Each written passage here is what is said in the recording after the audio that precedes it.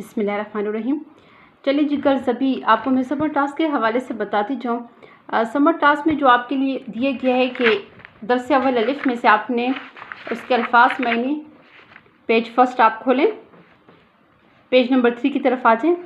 ये अल्फाज मायने दर्स अव्वल अलिफ के क्लास 8 का जो हमारे पास समर टास्क है, समर टास्क कॉपी में आपने क्या करना है, ये अल्फाज मायने जो हैं अरबी अल्फाज, साथ में इसकी मीनिंग जो है वो आपने लिखनी है।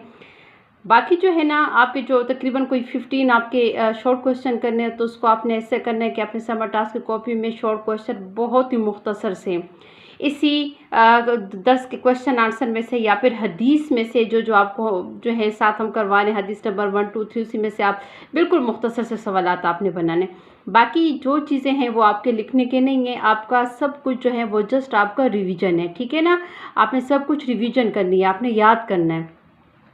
अगर कोई प्रॉब्लम हो अपने टीचर से, क्लास टीचर से आप कहें, कुछ पूछना हो इसके हवाले से, तो गर्ल्स फिर आप जो है अपनी टीचर को बताएं, ताकि जो है फिर मैं उसकी इस्लाह करवा दूं।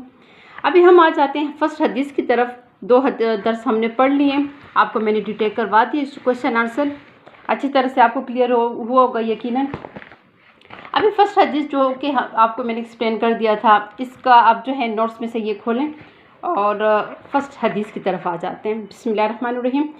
अफ़ज़लुल अमाल ला इलाहा इल्लल्लाह अफ़ज़लुद दुआ व इस्तग़फ़ार। तर्जुमा, सबसे ज़्यादा फजीलत वाला अमल ला इलाहा इल्लल्लाह, बेहतरीन दुआ इस्तग़फ़ार है। हम जब बच्चों को क्लास में डिटेक्ट करवाते हैं तो इस तरह से देखें, आप अपने पास आपकी नोट कर सकते हैं। आपको पढ़ाते वक्त आपको मैंने कहा था कि आपने क्या करना है, अरबी अल्फाज के ऊपर आपने मीनिंग यकीनन आप सब ने लिखा होगा, उसी को लेके किसी कॉपी में आपने इस तरह, ये सिर्फ आपके समझाने के लिए कि एक एक वर्ड के आपके लफ्ज़ मायने आपके पास होने चाहिए। अफ़ज़लुल अमाल, सबसे ज़्यादा फजीलत वाला अमल, ला नहीं, इलाहा माबूद, इल्लल्लाहु सिवाय अल्लाह के, वा और, अफ़ज़ल दुआए, बेहतरीन दुआ है, अल-इस्तग़फ़ार, गुनाहों की माफ़ी तलब करना। तशरीह की तरफ आ जाएँ।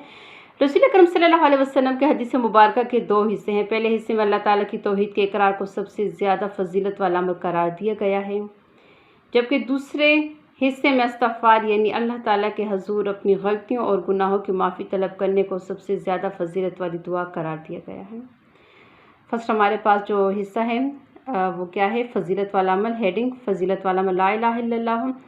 हदीस के पहले हिस्से में इरशाद अफ़ज़लुल अमाल ला इलाहा इल्लल्लाह, यानी अल्लाह ताला के सिवा किसी दूसरे को इलाहा न मानने का इकरार और अपने अमल से इस अक़ीदे का इज़हार सबसे ज़्यादा फजीलत और अज़मत वाला अमल है।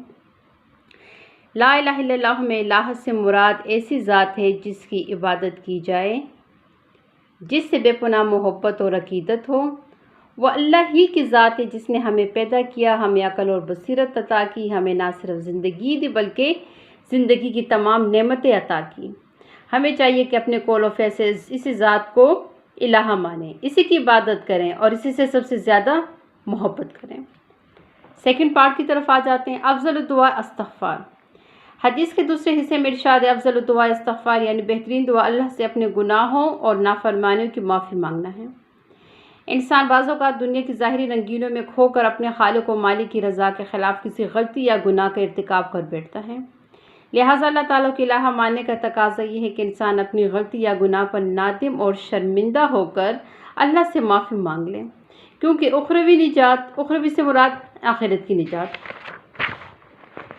उस वक्त तक मुमकिन नहीं है जब तक अल्लाह हमारी गलतियों और गुनाहों को माफ़ न करे।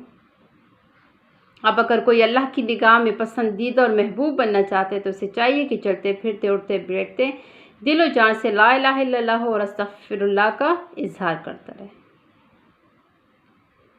अब हम आ जाते हैं अपनी सेकंड हदीस की तरफ। इसकी रीडिंग आपको मैं एक्सप्लेन करवा दूँ, रीडिंग हम कर लेते हैं।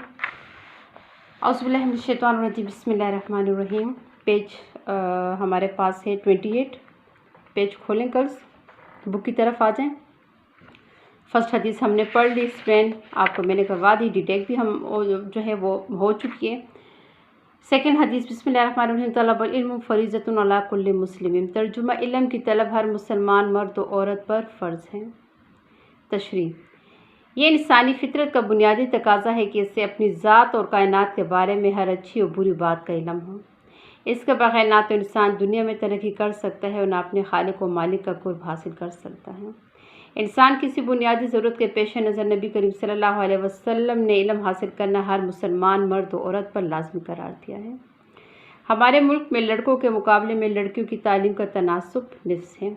लड़कियों के मदारिस की तादाद भी आती है। नबी करीम सल्लल्लाहु अलैहि वसल्लम के इरशाद गरामी पर अमल के लिए ज़रूरी है कि हम लड़कियों की तालीम व तरबियत पर भी तवज्जो दें, पूरी तवज्जो दें, ताकि कोई बच्ची अनपढ़ और जाहिल न रहे।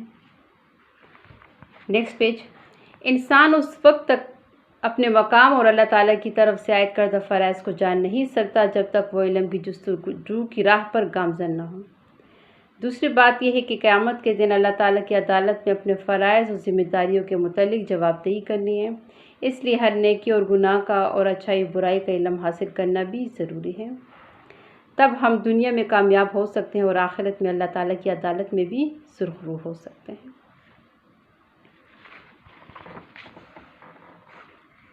एक्सप्लेनेशन आपको मैं नेक्स्ट वीडियो में इंशाल्लाह इसको मैं आपको एक्सप्लेन करवाने जा रही हूँ।